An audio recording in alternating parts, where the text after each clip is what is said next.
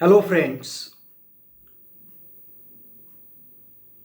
The title of the video is Tiananmen Square Movement of China. In the month of May-June 1989, Chinese people were assembling at Tiananmen Square in Beijing. On 4th June 1989, Chinese government used the military tank to end the demonstration of Chinese people.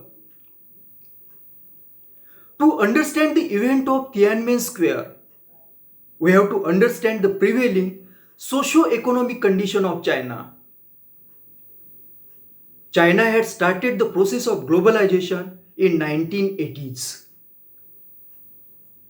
According to the Chinese students, the process of globalization and absence of democracy led to the spread of corruption in China.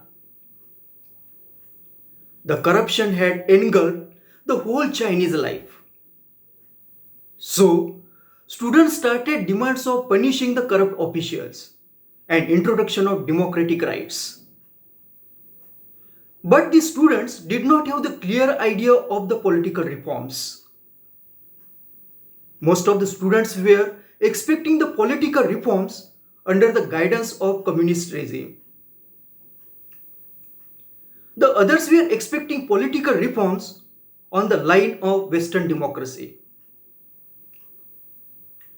The demands of political reforms attracted not only the students but also middle class, entrepreneurs, technicians, and traders.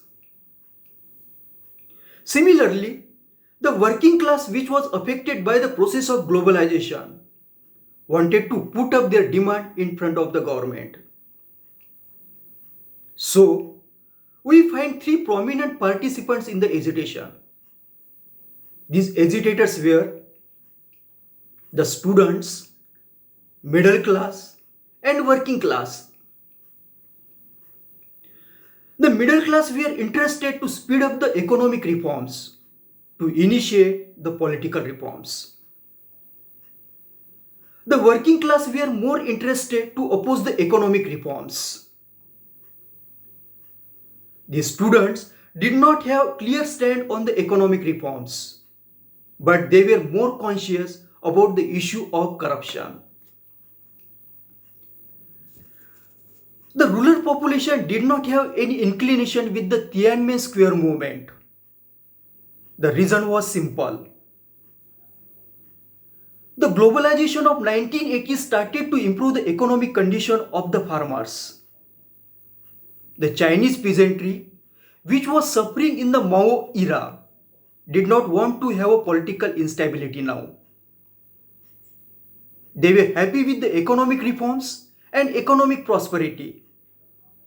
So, the whole Tiananmen Square agitators were comprised of contradictory interests. The Chinese Communist government had tried to negotiate with these diverse pressure groups, but could not get any success. Finally, as the negotiations failed, the government resorted to military to quash the agitation. To conclude, the diverse interests of the agitators could not successfully achieve the objective of Tiananmen Square movement. Thank you for watching my video.